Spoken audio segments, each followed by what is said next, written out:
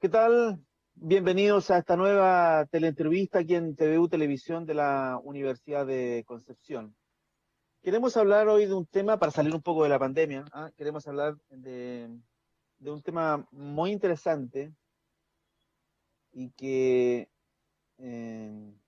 y que es un tema de futuro, del cual siento yo, sobre todo este último tiempo, se han dado pasos importantes. Mire, inevitablemente hay que hablar de la pandemia.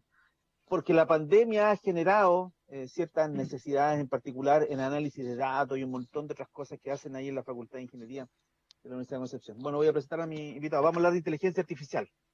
Vamos a hablar de inteligencia artificial. Me acompaña don Julio Godoy. Él es académico del Departamento de Ingeniería Informática y Ciencias de la Computación de la Facultad de Ingeniería de la Universidad de Concepción. Don Julio, ¿cómo está? Gracias por aceptar esta conversación. Muchas gracias, Hugo. Estoy muy bien. Partamos por lo básico. Antes de que comenzáramos esta entrevista, hablábamos por WhatsApp y yo le decía que la gente entiende inteligencia artificial como, no sé, como una especie de humanoide. eh, y yo creo que la gente tiene muy metido eso en la cabeza porque ha visto películas como Blade Runner o ha visto películas como Alien, de repente, donde había un personaje ahí que era una especie de humanoide también, que no había diferencia con los humanos. Eh, entonces, cuando hablamos de inteligencia artificial, ¿de qué hablamos en realidad, profesor? Sí, es una buena pregunta porque como dices tú, por las películas y las series la gente se imagina muchas veces que la inteligencia artificial es una entidad malvada, ¿cierto? Que de forma robótica que viene a destruir el mundo, o una especie de humano que es igual que nosotros, que es capaz de hablar igual, pero que es artificial. Pero en realidad, la inteligencia artificial, hay muchas definiciones para esto, pero una de las que más me gusta a mí es hablar de que la inteligencia artificial es el diseño y el estudio, el desarrollo de sistemas que se consideran inteligentes. ¿Ya? Ahora, quedamos a ver igual, porque ¿qué es lo que hablamos cuando decimos inteligente? Y aquí hay varias corrientes. Uno puede hablar de inteligencia con respecto a cómo lo hacen los humanos. En ese sentido, un sistema es tiene inteligencia artificial si es que se comporta o razona como lo hacen los humanos. ¿Sí? Entonces, si es indistinguible a un humano, entonces es inteligente.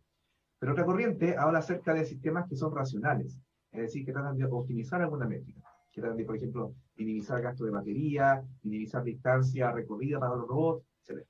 Y estas dos no siempre están de acuerdo, porque nosotros los humanos a veces no nos comportamos de manera racional, por ejemplo, en situaciones de pánico. Pensemos que estamos en una sala de cine y empieza a temblar, ¿cierto? Corremos toda la salida y nos apequetamos ahí, no demoramos más en salir porque estamos desesperados por salir, ¿sí? Y eso es natural, es humano, pero no racional. Pero entonces, eso es como lo que vendría siendo una definición bien, a grosso modo, de lo que es inteligencia artificial. Sí, yo diría que a lo mejor para conversar un rato, digamos, intercambiando opiniones, tal vez un rasgo eh, que tienen los humanos y que yo no sé si se podrá replicar en inteligencia artificial es la capacidad de abstracción, vale decir, la capacidad de recrear escenarios antes de que estos ocurran y tomar decisiones en ese contexto. Ese sí es un rasgo que eventualmente podría una computadora evaluar un escenario, pero, pero considerando todos los posibles factores, incluso aquellos que tienen relación con lo impredecible que puede ser de pronto la actitud del humano, digamos. Sí, y de hecho esa es un área que se está investigando bastante ahora, porque podemos distinguir también dos tipos de inteligencia artificial. La inteligencia artificial débil, se le llama débil, que es lo que ha tenido más éxito hasta ahora, que son sistemas de inteligencia artificial que son súper buenos, pero para tareas súper específicas. ¿Ya? Por ejemplo, un sistema que sea capaz de reconocer peces en fotografía. Lo puede hacer súper bien, mejor que los humanos, pero ese sistema solamente puede reconocer peces en fotografía. O sea, si le cambian un poco el contexto, no se va a hacer nada, no es capaz de extraerse con eso. ¿Sí? También se han creado sistemas que son capaces de jugar ajedrez, por ejemplo, jugar juegos más complejos como el Go, que son incluso mejores que los seres humanos, que le han ganado a los campeones de seres humanos para esos problemas, para esos juegos, pero que los sacan del contexto y no hacen nada. Entonces uno muchas veces, claro, extrapola respecto a este desempeño y dice, bueno, la inteligencia artificial ya es superior a nosotros, tiene todas estas capacidades de abstracción, predicción que nosotros tenemos y ya llegó digamos, apoderarse de nosotros. Y no es así. Porque el otro tipo de inteligencia artificial, que es inteligencia artificial fuerte, se trata de desarrollar sistemas que pueden desempeñarse de buena manera, manera exitosa en un rango de tareas. Es decir, si tú le dices que cocine, te cocinas. Si dices que limpie, limpia. Que sea bueno para todo eso. Y eso todavía estamos recién empezando a trabajar en ese sentido. Por ejemplo, lo que se está logrando hace poco es robots que sean capaces de hacer tareas de armado de bloques, donde se cambian las piezas y el robot es capaz de abstraer un poco respecto a la tarea anterior para llegar al desempeño deseado cuando hay un pequeño cambio en el ambiente. Y así tratamos de empezar a hacer esta abstracción, pero es muy incipiente, así que hay mucho camino que recorrer por ahí. Sí, hemos visto a través de la televisión, reportaje, qué sé yo, o a través de las mismas redes sociales, seguramente usted también lo ha visto, con seguridad lo ha visto, algunas especies de estructura, de humanoide, va a decir no sé si lo digo bien, un computador, digamos, que tiene dos pies, tiene un torso, tiene dos manos y una cabeza, digamos, con una luz arriba, da lo mismo, a lo mejor eso está de más, no sé, o en la cámara. Pero este sujeto, este humanoide, es capaz de, por ejemplo, caminar sobre un terreno inestable. Sube una escalera, hace un balance en un pie, luego salta y es capaz de aterrizar, amortiguar, qué sé yo. Si uno le coloca otro objeto delante que gira, por ejemplo, es capaz de esquivarlo o sencillamente darse la vuelta. Entonces, hay ahí, perdón, eh, toma de decisiones toma de decisiones de ese equipo específicamente en un escenario particular? La verdad es que uno puede simplemente sospechar que eso está ocurriendo, porque esos son robots de una empresa privada, ¿sí? Una empresa privada ya en Y Boston, por lo Boston tanto no tenemos Dynamics. mucha información de lo que pasa ahí, digamos. Sí, de Boston Dynamics, y claro, exactamente, como dices tú, como empresa privada, todos estos detalles del desarrollo de lo que está haciendo el robot en sí son propietarios. Entonces no están hechos, no hay artículos, digamos, que describa cómo se funciona. ¿Sí? Claramente tiene que haber alguna especie de ciclo de, obviamente, de sensorización, acción que está ocurriendo en vivo, digamos, para que puedan adaptarse a estos terrenos complejos. Más allá de eso, uno no sabe bien cuánto de lo que está dentro es propiamente inteligencia o cuánto de eso es algo ya preprogramado. Es como, no sabemos si realmente lo que está haciendo es determinar si es que el terreno está a cierta altura y en base a eso entonces mueve de alguna forma el pie, o si hay un razonamiento mucho más profundo que utiliza la información que tiene a través de las cámaras con mucho más sofisticación para poder determinar una forma de movimiento del robot. Entonces, se ve espectacular, pero los detalles lamentablemente no son disponibles para estos investigadores. Ojalá lo fueran. Claro, uno ve esas imágenes, digamos, y como simple mortal uno dice, chuta, uno se asusta. Uno, claro, se asusta. Mira lo que estamos llegando, el robot es capaz de, no sé, correr. Lo que pasa es que de ahí, voy a decir una locura, ¿eh? De ahí a crear robots tipo, no sé, Terminator, uno dice, uy, estamos cerca, pero en realidad efectivamente, como no tenemos mucha información, lo más probable es que en ese ejercicio en particular que se muestra en redes sociales de este computador que se equilibra y todo el cuento, deben haber pasado meses, años probablemente para lograr solo ese ítem. Por lo tanto, de ahí a lo otro hay muchísimo.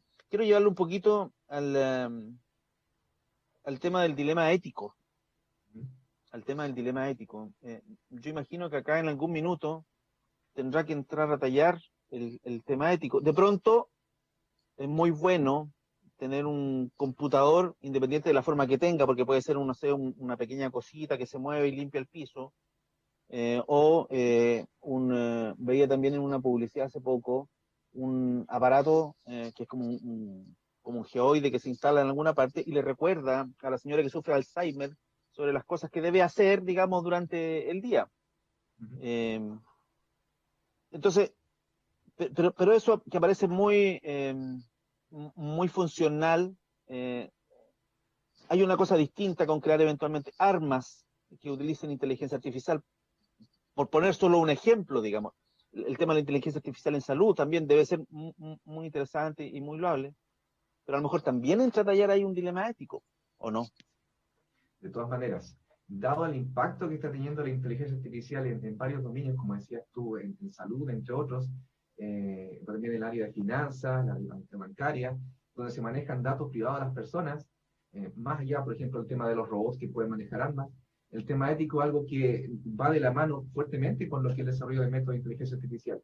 Hace unos años atrás hubo una empresa, no recuerdo bien si fue en Japón o en Corea, que trató de asociarse con la universidad para desarrollar armas automáticas. Es decir, armas que pudieran determinar desde lejos, ¿cierto?, un objetivo y atacarlos sin que hubiera un humano de por medio. Y ahí la comunidad científica se unió para hacer como una especie de manejo, como una prohibición de cooperación con este tipo de empresas, ¿ya? Para mantener, digamos, el estándar ético dentro del desarrollo de la inteligencia artificial. Ahora, Bueno, obviamente pero no hay... perdón, tenemos a los norteamericanos que están Ujú, utilizando estas famosas naves que no son tripuladas, ujú. o drones incluso, para objetivos bien precisos. Uno podría decir, hoy qué bien, porque así van a minimizar los daños eventualmente, tirar una bomba que caiga sobre un pueblo, mata a la persona que tiene que matar y además mata a 40.000 personas más, en cambio un dron mata a una persona específica. Entonces, pero el tema de crear armas para matar personas, a eso voy, la pérdida de la humanidad, del sentido de humanidad en torno al accionar de esta inteligencia artificial. Ujú. Sí, por eso, si bien pueden haber siempre esta industria, digamos, armamentista que tiene su desarrollo, digamos, por el lado, que no siempre está de la mano del avance científico, pero por otro lado está claramente el hecho de que cuando nosotros desarrollamos un método de inteligencia artificial, tenemos que estar en cuenta de que realmente sean para beneficio de la humanidad. Siempre que tengan algún componente que ayude a la humanidad de alguna manera, ya sea a mejorar su calidad de vida, a resolver algún problema. Desarrollar métodos de inteligencia artificial que puedan ser perjudiciales, eso claramente no está de la mano de lo que como investigadores queremos hacer cuando trabajamos en tecnología. Y eso realmente no es fácil, porque muchas veces estas empresas que tienen esos intereses, digamos, de desarrollar armas, tienen muchísimos recursos, y como investigadores uno busca recursos para hacer investigación. Entonces es un dilema que realmente al final de cuentas le pasa a cada investigador. Pero ahí, digamos, uno no puede más que nada tratar de influir en las decisiones que uno mismo toma al respecto, ¿sí? ¿Por qué estoy haciendo esto? ¿Por qué estoy haciendo una investigación en inteligencia artificial? Quiero realmente ayudar a que, digamos, a hacer el mundo, digamos, más peligroso, a no saber si es que algún día voy a ir a la calle y de repente me va a alcanzar uno de estos drones porque alguien se enojó conmigo y tenía dinero. Bueno, entonces, en base a eso, digamos, es un tema que tiene que finalmente pasa por, como te decía, por la cabeza de cada investigador en qué quiere dedicar, digamos, su esfuerzo, cómo quiere pensar que contribuye al mundo en cuanto a inteligencia artificial. Ahora, pero esto del dilema ético no va solamente tratado a lo que es robótica. Ese es uno de los aspectos, digamos, más críticos.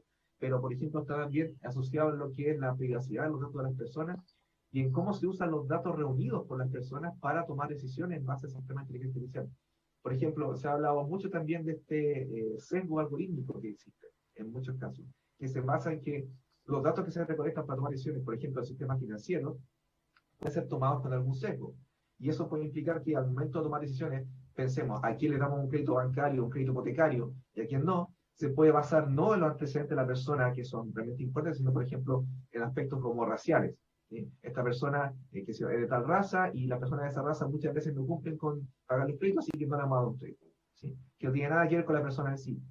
O otros sesgos que no corresponden, digamos, y que son introducidos por los datos que han sido recolectados de manera sesgada. Entonces, pueden involucrar algún tipo de discriminación. Entonces, también hay que tenerlo en cuenta cuando uno piensa en los aspectos éticos de los sistemas de inteligencia artificial que está desarrollando, para no caer en eso o minimizar el impacto de eso. Hemos avanzado muchísimo. Yo en particular me ha tocado vivir como toda la transformación. Recuerdo muy claramente a la escuela de periodismo cuando llegó el primer computador. Mira lo que está hablando. Llegó el primer computador. El primero. Eh, eh, Pasar de los teléfonos de la calle, digamos, a los de la casa y pasar a los teléfonos de hoy, que, que tú le hablas al teléfono y el teléfono te pregunta, si le preguntas la temperatura, me va a decir cuál es la temperatura, no sé, en Lago Ranco. Entonces, evidentemente se ha avanzado muchísimo. ¿Eso no es inteligencia artificial o sí es inteligencia artificial? Claro, la inteligencia artificial en todos lados. Y eso es una diferencia con lo que comentamos al comienzo de que la gente piensa que inteligencia artificial son estos robots, ¿cierto?, de las películas de ciencia ficción. Inteligencia artificial está en nuestros teléfonos celulares, como dices tú, en nuestros correos electrónicos. Cuando escribimos un correo en Gmail y Gmail nos sugiere cómo terminarlo, eso es inteligencia artificial. Eso es por análisis de muchos correos, ¿cierto?, estimar cuál es la probable secuencia de palabras que yo voy a escribir y me la sugiere. Por ejemplo, cuando yo quiero ir de un lugar a otro, ¿qué ruta será más indicada? Ahí también es inteligencia artificial. Por ejemplo, en los vehículos, aunque no tengamos vehículos todavía 100% autónomos acá en Chile, todos estos sistemas que tienen los vehículos más modernos que indica cuándo conviene cambiarse de línea o no, cuando uno puede estar cerca de chocar, todo eso es inteligencia artificial. Entonces, la inteligencia artificial muchas veces no nos damos cuenta, pero en realidad está invadiendo cada vez más todos los aspectos de nuestra vida. Y de hecho, Hay un divulgador famoso, un investigador que se llama Andrew Ng, que él, de hecho, ha creado sistemas de curso online, que es bastante famoso, y él compara lo que es la inteligencia artificial con la electricidad. Él dice que la inteligencia artificial va a ser la nueva electricidad, para ejemplificar el grado de dependencia que de a poco estamos teniendo de la inteligencia artificial. Ya, ¿y eso es bueno o malo? Es bueno y malo, depende de cómo se use, depende de la dependencia que nos genera. Mm. Por ejemplo, bueno, no necesariamente el lado de inteligencia artificial, pero en general el lado tecnológico nos puede causar mucha dependencia. ¿Ya? Entonces, ahí también uno tiene que ver finalmente cómo hace que eso se involucre en la vida de uno. Es más un tema personal al final. Sí, claro, el temor es que en algún minuto es que eh, estoy pegado con las películas, disculpe, profesor, pero que se tomen decisiones pensando en el algoritmo, pensando en lo que dicen las computadoras y no en lo que nosotros pensamos. Se puede llegar un momento que, tengo que postular un trabajo y veamos qué me dice el software que tengo particular para eso. El software me dice que no me conviene, porque hizo un análisis de todos los antecedentes que el software puede analizar, pero se deshumaniza el tema. Entonces, eh, el asunto es hasta dónde va a llegar esto y qué tanto vamos a llegar efectivamente a depender de las computadoras, porque cuando tomen el control va a ser complejo.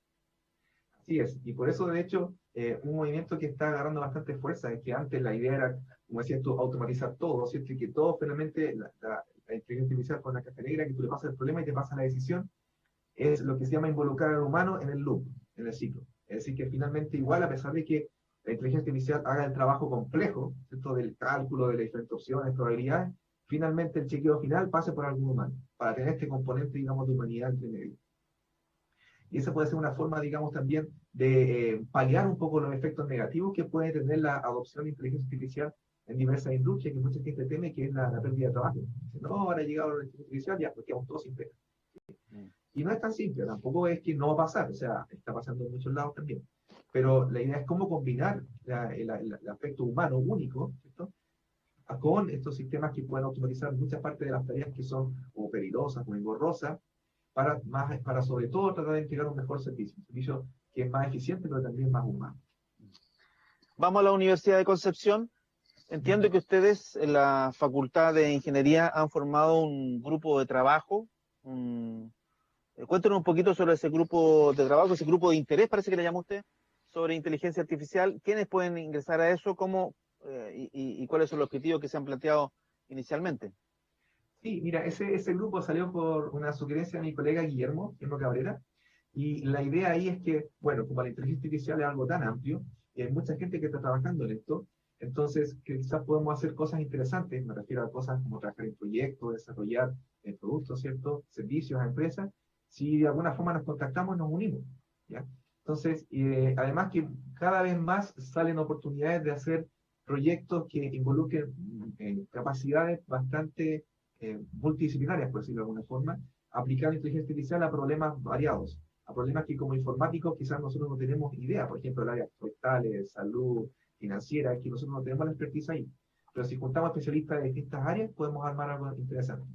Entonces, con eso contactamos a colegas tanto de distintos departamentos de la facultad como de afuera, y nos reunimos casi semanalmente, y nosotros tenemos como objetivo, como decía, por un lado tratar de, como grupo, postular a proyectos grandes, donde podamos hacer cosas interesantes que tengan impacto en la sociedad, proyectos de naturaleza multidisciplinaria, y también, por otro lado, hacer difusión de lo que es inteligencia artificial a la comunidad. Y para eso, el año pasado estuvimos haciendo un ciclo de charla de difusión, que queremos retomar este semestre, donde la idea es traer personas de distintas áreas que estén trabajando con inteligencia artificial, para que la comunidad en general aprenda un poco más de qué es lo que se puede hacer con inteligencia artificial, y no quede como este concepto que hablábamos al comienzo de robots, de malvados, ¿cierto? O sistemas humanoides que acompañan a las espaciales, sino que vean cómo eso está aquí y cómo está beneficiando a distintas empresas. Esos son como los dos objetivos principales del grupo de inteligencia artificial. Para unirse al grupo de inteligencia artificial de la Universidad de Concepción, bueno, cualquier colega que esté trabajando en esta área y que quiera aportar, por supuesto, que se puede sentir libre de mandarme un correo a mí o a mi colega Guillermo. Tenemos una página web también que es ia.udec.cl. IA. Ya, para y colocarlo donde ahí. aparece información de las charlas que tenemos, de los profesores que están adjuntos, los proyectos que tenemos, artículos, etcétera. Así que sí, la invitación está abierta. Un muy buen grupo que seguramente va a dar resultados, porque como digo, este es un tema de futuro. ¿Qué pasa con el ingreso de inteligencia artificial en áreas donde el accionar humano es, diría yo, indispensable? Voy a hablar desde mi tribuna, disculpe, el periodismo, por ejemplo. He escuchado que hay algunos software que son capaces, si uno mete los datos, de hacer las notas periodísticas, pero el factor humano en temas de comunicación social es extraordinariamente relevante, creo yo, indispensable, irreemplazable desde mi punto de vista. ¿Qué pasa con la llegada de la inteligencia artificial a la comunicación social, al periodismo, por ejemplo, a ciencias como la sociología o al tema mismo de las redes sociales, donde hemos visto el surgimiento de estos famosos bots y un montón de otras cuestiones que tergiversan, tuercen, digamos? Algo ya está torcido ya, pero en redes sociales, bueno, uno no sabe, los humanos también torcieron en redes sociales, pero esto lo tuercen más para un interés, digamos, porque alguien es dueño o alguien está detrás de esos famosos bots. Sí, en realidad la idea de los sistemas de inteligencia artificial en distintas áreas no es que reemplacen a la inteligencia del ser humano, sino que sean un apoyo de los seres humanos, para los seres humanos que trabajan en eso. Es decir, que de alguna forma las personas que trabajan en distintas áreas puedan delegar quizás la parte más engorrosa, más aburrida, más peligrosa de su trabajo a estos sistemas de inteligencia artificial y se pueden enfocar en exactamente aquellos aspectos de la inteligencia artificial que no están muy desarrollados, por ejemplo, la imaginación, la creatividad, ¿sí? Son aspectos que la inteligencia artificial todavía está muy lejos. No sé si algún día la va a poder hacer. Ahora, claro, el uso de estos bots, por ejemplo, en redes sociales, son claros ejemplos de uso no beneficioso siempre de métodos de inteligencia artificial. Uno puede pensar en bots para empresas, claro, sirve porque eso quizás delega cierto tema de contacto con el cliente inicial, Mm. pero se puede tomar para un, digamos, objetivo no beneficioso, como lo comentábamos antes, ¿cierto? Que está todo en el propósito en el cual la gente utiliza estos métodos. Y para también tratar de aumentar la alfabetización, digamos, de lo que es inteligencia artificial en la gente de distintas áreas, es que a través de la unidad Data Science de la Universidad de Concepción estamos proponiendo diplomas de manera semestral o anual para personas que quieren capacitarse en el área y que no implica hacer un doctorado en el extranjero, ¿cierto? O algo un poco más consumidor de recursos. Y en este caso estamos ofreciendo dos diplomas, que es un diploma en inteligencia artificial, que justamente hicimos una charla de difusión y que quedan pocos cupos que empezaría en mayo.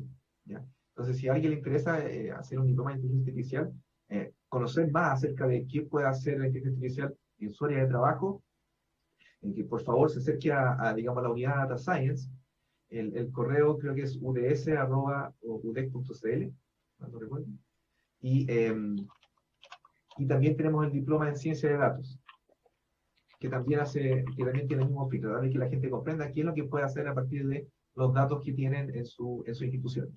Sí, vamos a colocar acá abajo la información, así que me refiero al contacto y al correo en particular para que lo Ya. podamos añadir a la entrevista. Ya estamos terminando esta conversación con Julio Godoy, académico del Departamento de Ingeniería Informática y Ciencias de la Computación de la Facultad de Ingeniería de la Universidad de Concepción. Por último, el avance es exponencial, me refiero, eh, cada año se duplica lo que se conocía para atrás en materia de inteligencia artificial, por lo tanto deberíamos esperar en el corto plazo, estoy hablando de aquí a 5 años, de aquí a 10 años, mediano plazo, avances importantes en materia de inteligencia artificial. Y lo otro, tenemos un problema con la legislación. Las leyes son súper lentas, o bueno, en realidad el avance tecnológico es demasiado rápido para que las leyes puedan alcanzarlo, el trabajo legislativo es más lento. Entonces tenemos ahí un tema que probablemente se produzca un desfase entre un avance tecnológico que puede eventualmente vulnerar algún derecho y la ley no alcanza a llegar para regular esa situación, la ley va a pos. Entonces, ¿Mm? ¿cómo prevé el futuro en el mediano plazo para este tema en esos dos ámbitos? ¿En qué podemos llegar a hacer en la inteligencia artificial y el tema legislativo asociado? Por el lado claro, del tema legislativo, es, como dices tú, es un tema que es súper importante, especialmente ahora que tenemos datos de nosotros en todos lados. Sí. ¿Ya? Ahí vemos que muchas instituciones se están aprovechando de ese vacío, digamos. Entonces, uno nunca sabe cuando ingresa un dato en alguna empresa para comprar algo porque se lo pide, dónde terminan esos datos. ¿Ya? Y no hay algo legal en el cual uno pueda, digamos, decir, oye, inicio un uso legal de mis datos, los voy a demandar. No existe eso. Entonces, yo esperaría que digamos, se pongan las pilas nuestros legisladores y realmente establezcan los límites de qué se puede hacer, qué no se puede hacer con la información, con los datos que estamos llegando, porque ese es como, ese es el nuevo, digamos, materia prima, digamos, de alta calidad que existe porque alimenta a todas las empresas y genera valor. Porque contar con los datos genera valor. Y ahora para instituciones está siendo muy fácil contar con estos datos. ¿Ya? Por otro lado, respecto a desarrollo de métodos de inteligencia artificial, yo esperaría que vengan bueno, que todas estas que estamos pasando ahora, ¿cierto? Sea como una lección que nos ayude a enfocarnos muchas veces en dónde poder poner, digamos, las neuronas y los recursos para el desarrollo de inteligencia artificial. Por ejemplo, el tema ahora de la educación. ¿Ya? ¿Cómo es posible, cómo la inteligencia artificial puede ayudar a paliar esta brecha de la educación que existe y es más evidente que nunca ahora en cuanto en Chile, por ejemplo? ¿Cómo podemos utilizar la inteligencia artificial para apoyar la labor del profesor y dar una educación más personalizada a personas que quizás no tienen los recursos para tener una educación de más alto nivel, por decirlo de alguna forma? Eso podría que fuera una aplicación. Y por otro lado, también es una expansión de la aplicación de inteligencia artificial a áreas donde todavía no se está explorando. Se han hecho estudios de que dicen que la gran falencia y que lo que impide el desarrollo más explosivo de inteligencia artificial es la falta de recursos humanos. Es decir, y por eso estamos trabajando en los diplomas, en inteligencia artificial, para precisamente llenar ese espacio que está vacío en las distintas instituciones y veamos cómo sus procesos se van haciendo más eficientes y ojalá enfocados en dar un mejor servicio al cliente.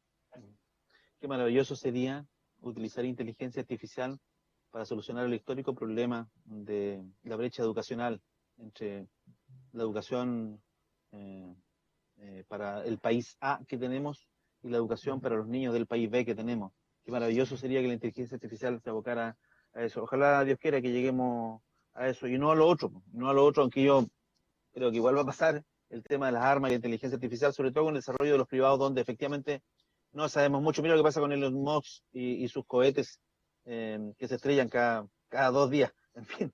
Bueno, quiero agradecer a Julio Godoy, académico del Departamento de Ingeniería Informática y Ciencias de la Computación de la Facultad de Ingeniería de la Universidad de Concepción por esta conversación tan entretenida. Muchas gracias, don Julio, por atender el llamado de TVU.